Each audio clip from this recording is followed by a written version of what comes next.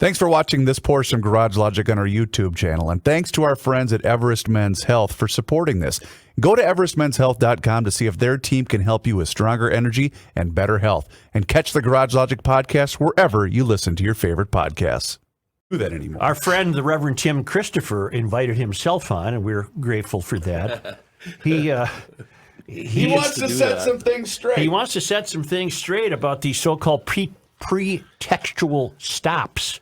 Traffic stops for the missing license plate or the busted tail light or what have you. And I really don't know. He's been corresponding with Chris, and I really don't know what he has in mind for us. But I'm more than willing to entertain the Reverend's thoughts. In the meantime, Greg writes, 2 years ago, I went to the fair in Rapid City, South Dakota. I saw a bluegrass band play Uptown Funk, and in the German tent was a black family polka dancing. Nice. At that moment, I thought we were all going to be okay. Yeah, here we go. All right. The Reverend is ready, sir. Hi, Tim. Hey, Joe, how you doing? How are you? Are you going to take issue with us? What have we done? Just on one thing. Yep. that I was listening to the show yesterday, and I was sitting here going, man, you guys are painting a picture out like black people are really down for the defund the police situation thing, and that's kind of just not true. I mean, we enjoy the police just like everybody else. No, Tim, I always clarify that there's an activist segment of the population that wants to defund the police. I've never considered that the average African American citizen of the Twin Cities wants to defund the police. In fact, some African American, Don Samuels and some others, sued the city to hire more police. That's right. Yeah, that's right. And I'm glad you said that. That's what I was going to say, because there's a couple of us that I was at that meeting when he was talking about suing, getting on the city about that situation. Mm-hmm. I was like, no, that and the whole situation with just how we view a stop. Right. You was asking that question, okay, how far do your Armstrongs go? Right. How far does she want to go? Only thing we're saying is, don't stop us for a tag, and all of a sudden it does like it always do. It escalates into more. And I say that from experience. All of a sudden I stopped you because you got a tail light out. Right. And all of a sudden that tail light turns into, well, can I check your car? Right. And I go, no, you can't check my car. Just give me my ticket for my tail light. Wait a minute, as a police officer, I've got a right to do this and do this here. Well, more than likely, we're going to get all upset and get mad because of the history that we have with the police. Right. So that turns into more. And the next thing you know, somebody's, either somebody's dead or cops chasing somebody or something's going wrong. So that's what the African American community is saying. Don't use a expired tag to stop me. You want to stop me for speeding. You want to stop me for not doing the driving crazy in traffic and all this here type of stuff. But if you're going to stop me for something, give me the ticket for what you stopped me for. Don't tell me you're going to bring the dogs around my car. Don't tell me I look like someone or I fit the description. Those type things is what escalates into more. Okay, I understand completely, and I've made it clear that I understand why the black community would wish to end these so-called pretextual stops because of history. I get that. Here's what we wrestle with. Where do you draw the line on what will be an acceptable reason for the police to stop a driver who happens to be black? Well, if he's speeding, Joe. Okay, but I think you have activists in town, Nakima Levy Armstrong, chief among them, who would probably call that racial profiling. But you can't listen to them, Joe. You can't listen to them. I agree. I don't want to listen to them, but they get all the attention. I know, and that's exactly what I wanted to say to you. Look who always get the attention. That's what the news media do. They go find the loudest mouth. They go find the ignorant people, and those are the people they run. They don't come talk to me. No, they don't. Here's the funny thing. I've got people from the news who follow me that easily could call me up and say, well, what do you think about what they did at the Rotunda on yesterday? You think they're going to call me? You think they're going to ask me? No. That's a shame. Because they get all the pub, and then that's who you guys run with, because she's going to get in the Rotunda and run off at the mouth. And we're sitting here going, that's not what we're saying. That's not us. That's right. That's not every black person. But, the audience that listen to you look at it and go, well, why are you backing these people? We're not backing no one. Right. We're just not getting heard. That's what the problem is. But they get all the pub when they want to sit there and call everything racist. Listen. If it's a law that says you got to have a front license plate, get the front license plate. You know the law. That's simple. There's nothing racial about that. No. There's nothing racial about you're supposed to have a front license plate. Right, but then was stopping him racial profiling. Well, the way it was put to me when I spoke with him, it was more that the cop actually looked him in the face to kind of see who he was, and then he came after. Kenny's got a question for you. You just answered it. Just answered it. That was my question. So that's what I was told. I can't say anymore because certain things are going to happen, and then after that, we're going to have a sit down, and I'm going to try to figure out just what the heck is going on, to the point that we sit here going, dude, you run for anyway. I wish the news gathering institutions would use you more often. I wish they would contact you.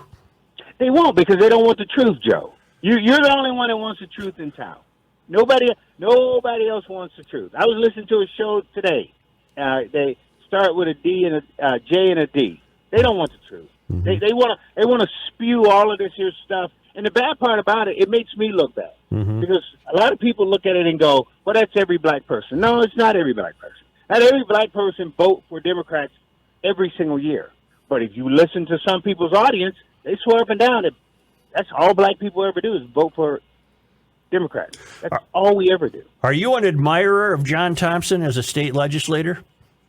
I'm not an admirer of his, but I have walked with John before any of this here stuff took off. Before John went to Hugo and did what he did, and then I turned around and went up there, not following John to make things better for him to do what he do. That's not what this is about. I'm not going to throw the man away. Not going to do that. And because I understand a little bit more than a lot of other people understand and see what's going on, because I'm able to call him and I'm able to talk to him. And when he does things, I'm able to sit here and go, John, that's not right. What if you discover he was elected illegally? Then I've got a problem with that. And I've said that. If his paperwork, just like I said to him, if your paperwork isn't the way it's supposed to be, brother, you've got to get right. You've got to get clean. And we've got to make this right. Because this is what I see it this way. The bottom line comes down to it, like him or not, he's going to put pressure on them up there. And he's going to kick some doors down. Because when it's all said and done, one of the reasons for the defund the police thing is we have been asking for years, Joe, for something to change. And then that's when people start going, what? Okay, you don't want to change? Okay, then we want to take money from you. You don't want to change if we take money from you? Then we just want to get rid of you. 110, just completely get rid of you. Which all of that is wrong. I have said over and over, you make changes, you get money. You don't make changes, you don't get no money. That's simple. It's up to you what you want to do. I said that to Arredondo sitting right next to him in someone's backyard. in Don Samuel's backyard. Mm-hmm. So at the end of the day, I understand everybody's mad at John. John went up to Hugo, showed his butt up in Hugo, knew that was totally wrong. Then he comes back here and he sits here and he says that it's racist that this man stopped him. Mm-hmm. I'll put it this way. I wasn't there. Nobody knows what's in his mind. Nobody knows what's in John's mind. Let it play out. Let's figure this thing out. Somebody's got to start answering some questions. The DFL has got to come clean. That's the bottom line. There's no ifs, ands, or buts about it. But this is what I do know, that the DFL do realize that if they mess with John Thompson, they're in a world of hurt when it comes to the black community. They know that. They can't mess with it. See, I find that troubling. Yeah? I find that troubling from this standpoint. I don't think he's an upstanding legislative representative. So you're telling me that if the DFL caucus in some way tried to rein him in, they would face a backlash from the black community. So the logic would suggest the black community is in favor of his behavior. The black community is in favor, basically, of sitting there saying they want to railroad a black man. They're not in favor of his behavior. Mm-hmm. What John did, and just like I said, when he went to Hugo, I wasn't in favor of that. I got a phone call. They asked me to come up and pray with them and talk with them and see that they're not a bad community. I did not turn that down. I could have easily said, nope, I'm not coming up there. But I went because I knew that was right. With this here situation, should he apologize to this cop? I think he should. I do too. I think he should apologize and say, yo, I misread the situation. Totally my fault. But I'm saying, let it all play out. All right. Let it all play out. All right. You feel better now, I hope? We're not done yet here. We're not done. All right. We're not done. All right. We're not done. I really hate blaming the media, but look what I've learned, something that I've thought for a while, and it's been confirmed now. Guys like you, Tim, Reverend Tim, you get no coverage. You're a decent, upstanding citizen, member of the clergy, doing good work 24 hours a day. John Thompson, every time he opens his mouth, gets major coverage. And they go out of their way to find him, and they won't even knock on your door or give you a phone call. That's driving me crazy. Because it sells. That doesn't. People hating John Thompson sells more than people liking what I do and the things that we do. Don't you know we just got 2 more kids out of gangs? We got 2 kids out of gangs. Mm-hmm. And you think that would sell in a newspaper? I'm about to take 2 kids next Saturday and put them in clothes, put them in suits. They're going to walk into church and they're going to turn their life over to God. You think the news want to hear that? No. Come on, man. That doesn't sell. No. Reverend, I've been working with this pastor for months to get these kids because they're worth it. But you think the news wants to hear that? No. And I got you guys to thank for that, and I got the fam to thank for that, for doing what they don't want to hear stuff like that. That's to it. You know what they want to hear? They want to hear somebody sitting there saying that they was pulled over because of a violation, but they want to turn it into something else. So now this is just like the police department. This is what we're talking about. Okay, it should just be about a ticket. No, you found something else on John.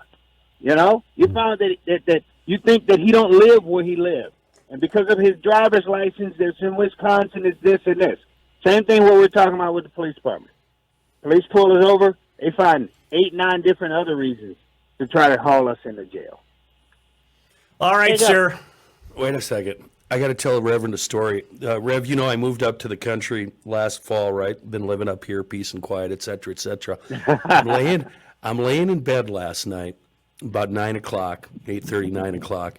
I hear a bunch of coyotes that sound like they're right out my back door. I burst out of my bedroom. I run to the room where the AR is. I go running through the living room with my AR, burst out the door, and my wife almost called 911. She thought we were under attack. She thought, I thought we were back in South Minneapolis. What are you doing? What's going on? Where are you going with that thing? And I'm like, be quiet, coyotes, be quiet, be quiet. That's the kind of drama I live with these days, Rev. I just had to tell you that story. Well, that's awesome. That's the type of drama we all should live with. Yeah. Just worried about that instead of your phone ringing or something at 2:00 in the morning and somebody done shot up someone. Speaking of it's that, sad. Speaking of that, are you going to be able to lay low this weekend? I saw on Twitter, and I tweeted you that you have an empty house and no plans for the weekend. Are you, in fact, going to be able to relax all weekend long? No, I have to. I've got to pull it down a little bit because the wifey told me I did.